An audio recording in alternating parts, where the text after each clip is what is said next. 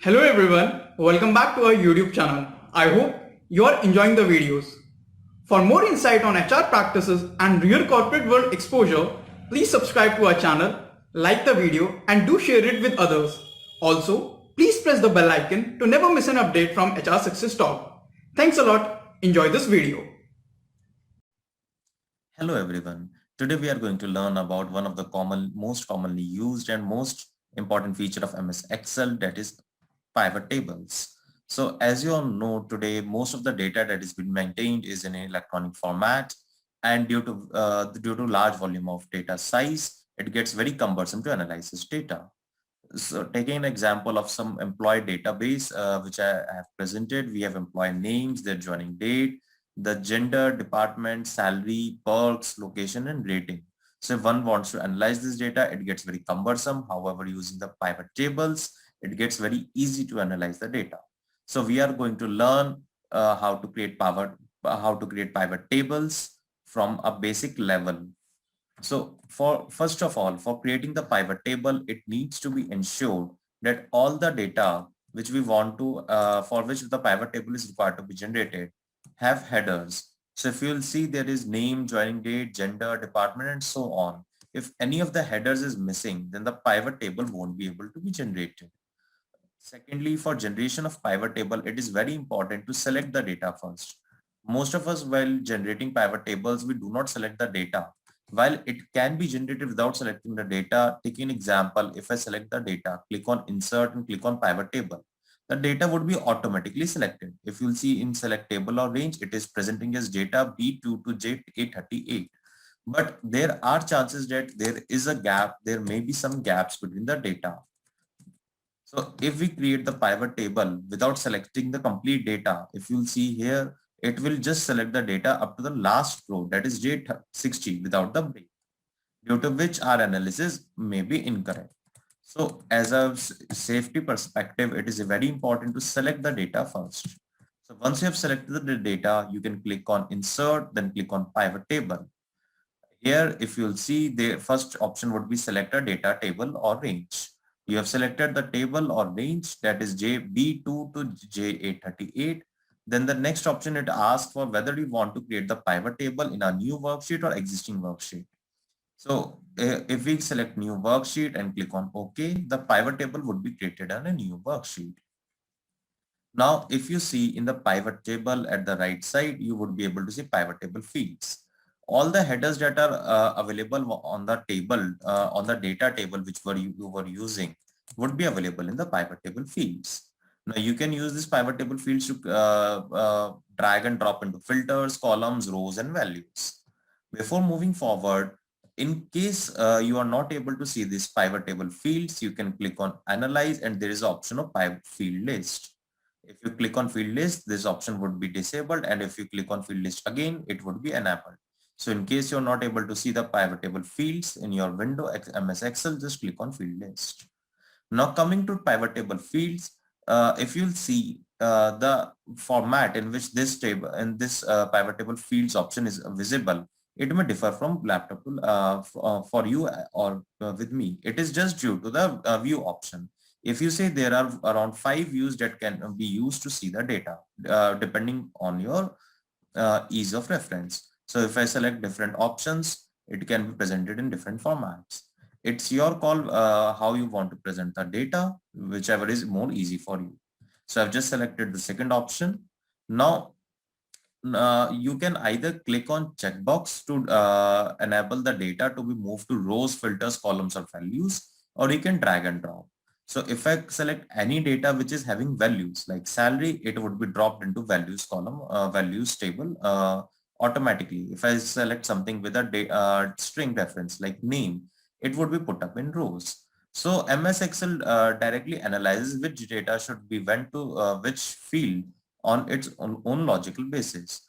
If you want to change the field, you can use the drag and drop as well. Like department, if I want to in rows, I can put in rows. If the gender I want to put in columns, I can drag and drop in columns. Now, the next question would be which field should ideally go in which table? So as a rule of thumb, you can say that any values that are available in your data should go ideally in values like salaries, perks, and total salary cost. If you see in data, our data, the salaries, perks, and total salary cost are values. Hence, it should be moved to, it is better to move into values for analysis. Now, the second is name, joining date, gender, department, location, rating. Any data which you want to present in the table, you can just drag and drop. So for example, if I want the department, I can put it in rows. Now against each department, I want to select what is the gender. I can again drag and drop in rows. If you'll see in accounting, there is a male, female, and the salary cost is available. Now, the question would be when the columns is to be used. So let me just first remove the perks and total salary cost. So if I see accounting, if I want this female and male to appear in columnar format, instead of using rows for gender, I can drag and drop in columns. So if you'll see the total salary for accounting for male, female are respectively mentioned here. If I want rating in rows, that is below accounting, I can drag and drop rating to rows. So the selection of rows and columns can be done in a fashion taking simplistically anything that you want in columns should be moved to columns, and any data set which you want in rows should be moved to rows. Now the last one is filters. What is filters used for? Taking an example, if you want only the want locations, but only specific locations in the pivot table, but you don't want the location name to appear in rows or columns, then you can drag and drop location to filters. In this location at the top, you can see it is appearing as all. You can just drop it down. There are 3 locations available. You can select multiple data items and select the locations for which you want the data. For example, I can select Los Angeles and click on OK. Now, only the data having wherein the employees are located in Los Angeles would be available in pivot table. Aside from this, if you'll see the in the values, if I put again perks as well in the values, then what happens? For female, it shows a salary, then perks. For male, it shows a salary and then perks. But what if I want to see salary of both male and female, then perks of male and female? In the columns, if you'll see after gender, there is a new option values. So that means if there are more than one values, you have selected something in the columns as well, then values filter will also appear in the columns. Now it's a sequence based. So if first is gender, second is values, then under gender female, both the values salary and perks are visible. If I change the sequence by dragging and dropping, so it comes as first values, then gender. That means first salary is coming and both the genders. After that perks is coming and the genders. So you can change these as well. Now, so this is a basic criteria or basic details how to create a pivot table. Now coming next to in pivot table, if you'll see there are multiple options that are available. So whenever you click on pivot table, you would be able to see 2 new tabs in the ribbon. First is analyze, second is design. If I click on anywhere outside the pivot table, those 2 tabs are removed. So if I click anywhere inside the pivot table, I can see analyze and design. If I click on analyze, I have multiple options that are available. So we are going to have a look at all these options one by one. And in design as well, there are multiple options that are available. We are going to see them as well. So first coming to analyze, if you'll see, one of the options is refresh. What does refresh do? Whenever we have some change in the data, for example, if I say the division accounting, if I change accounting in the salary and perks, if I change salary to 0 for all the accounting personals, but in the pivot table, if you'll see accounting it, still the numbers are coming. So if I click on analyze, refresh, then the data would be refreshed for the pivot table. So it means whenever we are creating a pivot table, it needs to be ensured if there is any change in data, we need to get this pivot table refreshed.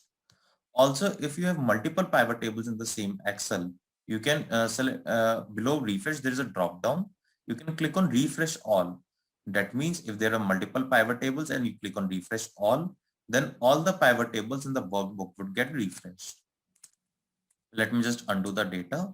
So I've undo so that I can get the data again. Our next option, if I see, if you'll see this table, it's not in a very good format. So if you'll see accounting, there are multiple ratings, but it is coming below accounting. So if I want in a tabular format, I can do that as well. So if I go to design, there is an option of report layout. If I click on that, I have multiple options shown compact, outline, tabular form. So if I click on, this is the current compact form. If I click on outline, if you'll see, accounting is coming and the rating is appearing in the next column. If I click on tabular, then department rating is coming in next column, but it is just beside accounting. Now, if you see accounting, first row is appearing. After that, all the rating for accounting is visible, but below first row, the other accounting tabs are not available. Text is not available. So if I click on report layout and click on report all line item labels, then accounting word would be repeated in all the line items as well. Now, secondly, if you'll see after accounting, there is a subtotal, and at the bottom, there is a grand total of all the departments. If I want to remove this subtotal or grand total, I can do that as well. For that, if you'll see in design tab, again, there is a subtotals. You have the option of do not show subtotals, show all subtotals as top, bottom and at top. So if I click on do not show, you'll see that all the subtotals have been removed. Like in accounting, it has been removed. I'll come again to design. If I select at the top of the group or at the bottom of the group, so the subtotals would start getting appearing. Coming next to grand totals. If I click on off for rows and columns, then the grand total for both the rows and columns have been removed. Similarly, it's your discretion, you want the grand totals or not. If I click on both the rows and columns, grand total is not visible. I'm going to remove the subtotals for the time being. The last option is blank rows. If you want a blank row after each department, you can insert that as well. So if I click on insert blank row after each item, so if you'll see after department, a blank row is now visible. After business development engineering, that is after all the departments, blank rows are now visible. If I want to remove this blank row, I can click on remove blank line after each item. Next in design tab, you have the row headers, column headers, banded rows and banded columns. So before going to these four options, we come to pivot table styles. So what happens if you'll see in the pivot table, there are multiple styles that are available. So this blue color you are able to see, it's a default style. If you click on pivot table styles, you can see multiple styles that are available. I can select any of them. So if I click, for example, this light orange, then light orange pivot table is visible. So you can create a differentiator for your pivot tables against other pivot tables by giving them designs or some colors. Now coming back to pivot table style options, if you'll see there are row headers, column headers. If I click on row headers, you will see against the first row, which was earlier highlighted and in bold, that have been removed. If I click on column headers, the first column that was highlighted, the highlight has been removed. If I click on banded rows, you'll see after each row, let me just select some other design to show you.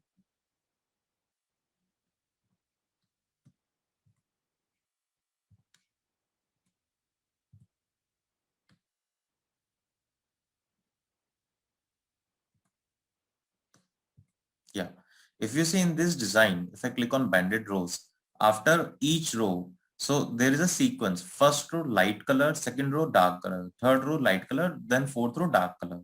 So banded rows is something like this. So you can create a differentiator against each row so that while printing or seeing the data on Excel, it would be very easy to read.